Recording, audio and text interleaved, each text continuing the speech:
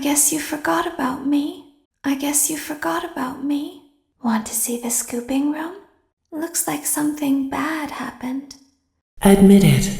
You wanted to let me in. Why do you hide inside these walls? Don't be shy. These are strange circumstances that have brought us together. I could hear you breathing. Uh-oh, how unfortunate. Uh-oh, how unfortunate. I'm gonna do a sneaky thing and throw a new contender in the ring. Uh-oh, how unfortunate. Uh-oh, how unfortunate. I know how much you like to fight, so I'll add a new problem to your night.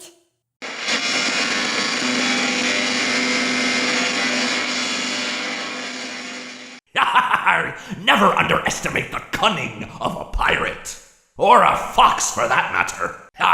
You never stood a chance. I came for ye booty. That be treasure, you know. I can't run like I used to, but I can pull myself apart just fine.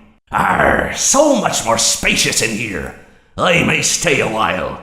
Let me put you back together, then take you apart all over again. Let's see how many times you can be pulled apart. I assure you, I am very real. This time, there is more than an illusion to fear. We know who our friends are, and you are not one of them. I bet you weren't expecting me, were ya? Turn your back for 1 second and I'm like, wazoo! Ninja skills. You and I don't get to talk as often as I'd like. Everyone underestimates me, but then they turn their back and I'm like, boo! And they're like, wah! Move over, Freddy Fazbear. Happy Frog is the new star of the show. We've only just begun. I will never let you leave. I will never let you rest. I always come back. Did things get really hot in here, or is it just me? Come and burn with me. The fire within me burns eternal, and now you shall as well. I am a burning reminder of your misdeeds. Greetings from the fire, and from the one you should not have killed. Shh. It will all be over soon. Shh. There is room for one more. Shh. Come spend eternity inside with me. Shh. I've been looking for you, and now I will never let you go. Shh. I'm so glad that I found you. Let me make room for you. Don't be afraid. Soon you will look just like me. Beautiful. Now I get to play take apart and put back together. You won't feel a thing. I wanted to wait until just the right moment to drop in. It's so much more fun hanging out in here with you. He's here and always watching. The one you shouldn't have killed. You and I will be making music together for a long, long time. You hear that? It's the sweet, sweet sound of your eternal silence. Hey, keep it down, would ya? When I'm here, you play by my rules. A song was requested of me, and now I sing it. Don't you hate getting killed by obscure secondary characters? Stranger danger! I was just waiting for you to drop your guard. Whoops, that's gonna leave a mark. This is how it feels, and you get to experience it over and over and over again, forever. I will never let you leave. I am remade, but not by you, by the one you should not have killed. No light can save you now. I have always been hiding in your shadow. What a gift to relish, a victim that can't perish. I am given flesh to be your tormentor. Come closer. Help me count my teeth. You're not so big. Just a bite-sized morsel. You knew I'd get you eventually. There just isn't room in here for both of us. Flash that light all you want. It can't save you now. This is a nightmare that you won't wake from. This time, death cannot save you. The nightmare is just beginning. Let's taste death again and again and again. I am the fearful reflection of what you have created.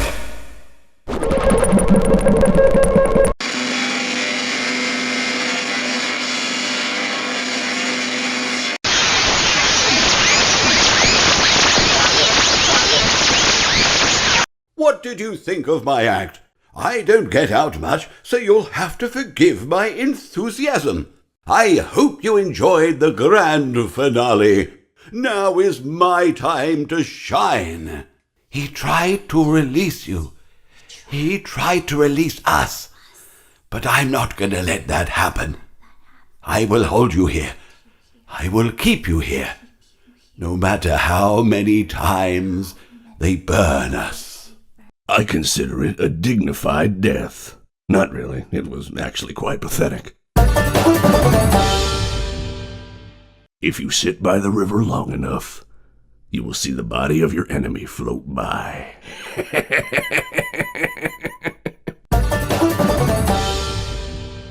Even monkeys fall from trees. The nail that sticks out gets hammered down. The talented hawk hides his claws. Why so blue? You know I'll be true, and now I'll make slippers out of you. So good to see you again, my truest friend, but now your life must end. What a fine day to come here and say that your face and flesh I must play. What a treat to come here and meet your face as it hits concrete. I found my guitar, now reach for the stars as I plunge it through your heart. Yar, what can I do for ya? Yarg, how may I be of service to ya? Yar, who touched me bird? Yar, me bird likes you, so I'll do ye a favor. Yar, you win some, you lose some. Yarg, you play with fire, and sometimes ye get burned. That's right! And don't you come back now, you hear? That'll teach you for trying to trick this old bird. Thought you could fool me with that sign, but I was too smart for you. I may not like wet floors, but the smell of fresh meat is just too enticing. Whoops, looks like you're the one that slipped up this time. Time for your controlled shock. Time for your controlled shock. Let's see how many pieces I can cut you into. You won't die, but you'll wish you could. You won't get tired of dying, will you? Where's my beak? Lodged in your forehead, of course. You won't get tired of my voice, will you? Let's go somewhere more private, so I can eat you. That game was totally rigged! That's what you get for leaving me hanging! It's not my fault! I have these fat plastic fingers and can't press the buttons! Mr. Hugs got me again! If I get jump scared, you get jump scared! I never thought I'd make it through that vent, but now we are together. Let show you how to break your face and look like me. I was the first. I have seen everything. Come closer. Let's smile together.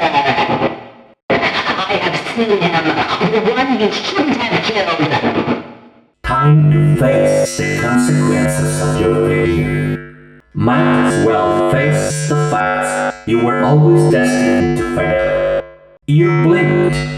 What is this new prison?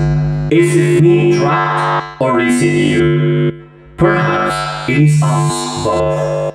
I may be missing my face, but even I could see his tongue. You will not be spared. You will not be saved. The shadow fears me. I am your wickedness, made of flesh. I am here to claim what is left of you. I will vomit you back to relieve your horror. Smile, say cheese. I'm ready for my close-up. Today is all about me, me, me. Don't get distracted. Seeing you powerless is like music to me. I don't hate you, but you need to stay out of my way. I recognize you, but I'm not afraid of you. Not anymore. The others are under my protection. The others are like animals, but I am very aware.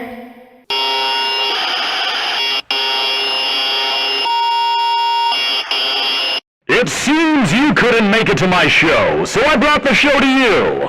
Show times are on the hour, not a moment before and not a moment later. It's time to take your final bow. I'm sorry, but there was never enough room on this stage for both of us. A performance was demanded of me, and now I have delivered. Encore!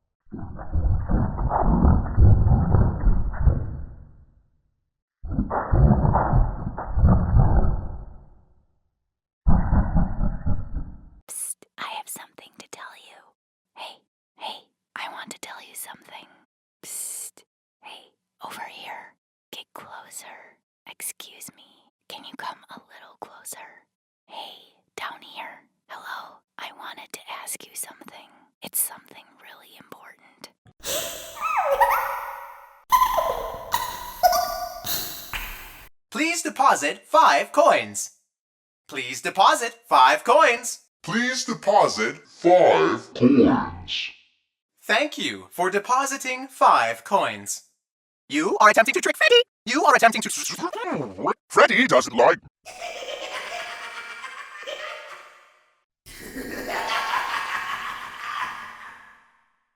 My friend, you have met a terrible, terrible demise.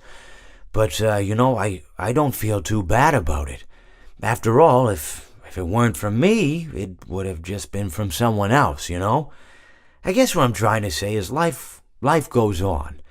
Well, for everyone else, life goes on, not for you, you're dead. But that's neither here nor there. It reminds me of one summer day in the park. I was having just a delightful picnic with my good friend Orville. And I said to him, Orville, I have a story. And he said to me, what's the significance of the story? And I said to him, Orville, not every story has to have significance, you know? Sometimes a story is just a story. If you try to read into every little thing and find meaning in everything anyone says, you'll just drive yourself crazy. I had a friend do it once.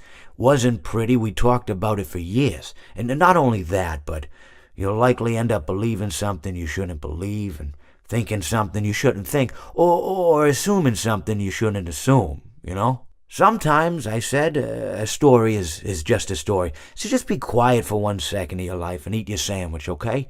Of course, it was only then I realized I'd made sandwiches, and poor Orville was having such difficulty eating it. Elephants have those clumsy hands, you know? Actually, I suppose that's the problem. They don't have hands at all, do they? They're all feet. I couldn't imagine someone asking me to eat a sandwich with my feet. Now, if I recall correctly, there was a bakery nearby. I said to him, Orville, let me go get you some rye bread. Now, I'm unsure if elephants enjoy rye bread, but I assure you that Orville does. Now, this was on a Tuesday, which was good because rye bread was always fresh on Tuesday. They made sourdough bread on Monday and threw it out Wednesday, or rather, they sold it at a discount for people wanting to feed the ducks, and then probably at the end of the day, finally, they threw it all out. I don't recall. I do remember a man who would bring his son to the bakery every Wednesday and then go feed the ducks. He would buy all of the sourdough bread. Of course, you know, you're not supposed to feed the ducks sourdough bread at all. It swells up in their stomach, and then they all die. At least that's what I've heard. You know, I never saw any ducks die myself, but I did notice a substantial decrease in the duck population over the course of a few years. I just never thought to stop the man and tell him that he was killing the ducks by feeding them sourdough bread. And if you want my opinion on the matter, and I told Orville this as well, if you want to feed ducks, or birds, or any kind for that matter, it's best to buy seed. I mean, when you think about it, breads of any sort don't occur in nature. They don't grow on trees or spring up from the bushes. I don't think birds know what to do with bread. What was I saying? Oh, yes. So I bought Orville some rye bread. What a fine day it was. It seems that you have met your end. What a pity. You know, I don't feel too bad about it, though. After all, if it weren't me, it would have just been one of the others, I guess. I'm honestly just glad to be out of those air ducts. You know, it's not easy for a hippopotamus to fit up there, and not easy to get down either, and not as young as I used to be, as you can see. I used to be able to do all sorts of things. You're young, you're vibrant, you have that sort of pep in your step. It reminds me of a conversation I was having with one of my good friends, Orville. We were having a nice picnic one day. I believe it was summer. No, perhaps it was it the fall? Yes. It was the fall because the leaves had turned already. But I said to Orville, I says, Orville, I have a story to tell you. And Orville looked at me, kind of odd and said, what's it about? I said to him, not every story has to be about something, Orville. Sometimes a person just wants to talk. Why does everything have to be a story? I said to him. He just looked at me and he said, well, you said you had a story. And, he was quite right. I did, in fact. I told him I had a story. I suppose if a person just wants to talk, then it's best to not announce that you're telling a story. Telling a story does come with its own pressures and expectations, I suppose. After all, if you're just talking to a friend, and there's no more expectations than if you were talking into the wind. Words by themselves aren't expected to carry, aren't expected to stick. But if you announce you're telling a story, well then, there'd better be a point to it all, No one wants to sit and listen to someone ramble on and on and on with absolutely no end in sight. So, it's good to be mindful that when you tell someone that you're about to tell a story, that you have something to say. Telling someone that you're going to tell them a story is tantamount to asking them to stop what they're doing and pay attention. You're basically saying, hey, buddy, stop everything. Stop what you're thinking. I have a solution to everything. And, well, I didn't really have any story to tell. In hindsight, I probably just misspoke when I said that I had a story. I think it would have just been better to tell Orville that I wanted to tell him something rather than tell him that I had a story. But even then, it might have put too much importance on the whole thing. Either way, it was quite a nice day. I remember that we were drinking tea. Well, it seems that your journey has ended. Very sorry about that. It was always going to end this way, of course. If it weren't by me, it would have just been by some other, terrible thing. Just, you could not imagine how terrible it would be. Just, I get scared thinking about it. I'm glad it's not me. It reminds me of a time I was speaking to my good friend Orville. We were sitting on a park bench watching the pigeons. I was on the left, he was on the... Oh, wait, was I on the right or left? Anyways, it doesn't matter. We were sitting on there watching the pigeons. And I said to Orville, "Friend, those birds are frozen." And he kind of looked at me like I'd lost my mind. But I reminded him that it was winter, and often birds will sit in a tree until they freeze. And then they sort of fall to the ground until the sun warms up and they can, move around again. So I said to Orville, "You might as well save those breadcrumbs until the birds thaw, because they can't very well enjoy them in the condition they're in." To which he asked what I meant, and asking what condition the crumbs should be in before he threw them to the birds, assuming that I meant the birds couldn't enjoy the breadcrumbs in the condition that the crumbs were in, when in fact I had meant the birds could not enjoy them in the condition that the birds were in, considering that the birds were frozen. So he took a moment and then threw his last handful onto the ground. I said to him, "Orville, why did you throw the breadcrumbs to the birds when I just told you they're frozen?" To which he responded, "The breadcrumbs are not frozen." Again, misunderstanding my words. I didn't mean to say that the breadcrumbs were frozen when I said I told you they're frozen. I'd been referring to the birds. In hindsight, what I should have said was, and this would make perfect sense, "Why did you throw the breadcrumbs to the birds when the birds are frozen?" He misunderstood upon my correction, stating that he didn't know what else to do with the breadcrumbs, and that perhaps, when the birds thawed, they'd still be able to eat the crumbs. So I said to Orville, and this is what I said to him, I said, "Orville, the birds may be dead." It seems that you have met a horrible demise, my friend, but, these things happen, and life goes on. Not for you, obviously. You're dead. But it reminds me of a time I was having a conversation with my friend Orville. We were where were we? I think we were by the river. We were sitting by the river and watching the fish leap over the falls. And I said to Orville, sometimes I feel like a fish leaping over and over again, always trying to get somewhere, though I don't know where, only to find myself in the jaws of a beast. He, of course, looked at me, surprised, "Have you been in the jaws of a beast, friend?" To which I said, "No, of course not, Orville." I said, No. I simply meant that life can seem like a relentless endeavor to overcome meaningless obstacles, only to meet an equally meaningless fate, regardless of your efforts, regardless of the obstacles you've passed. And Orville, he stood and proceeded to drape me with a picnic cloth, to which I asked him, I said, "Friend, what are you doing?" He looked at me very concerned, really. "I feel like you've gotten too much sun." Indeed, indeed I had. He proceeded to pour me a glass of just ice-cold lemonade. Ooh, you ever mix it with iced tea? You do like a little half lemonade, half... Ooh, it's so... You should try it some... Well, you can't because you're dead. But anyways, so you may be asking yourself, how did I go from sitting by the falls and drinking lemonade to being wedged in the air duct? Not only with Orville, but with an entire assortment of fruity-colored friends.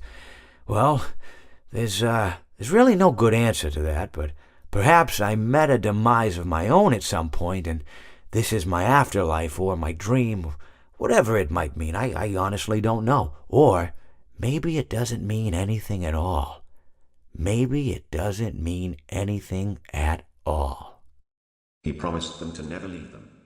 He pieced the remains together but he could not choose. Now I will tell you a story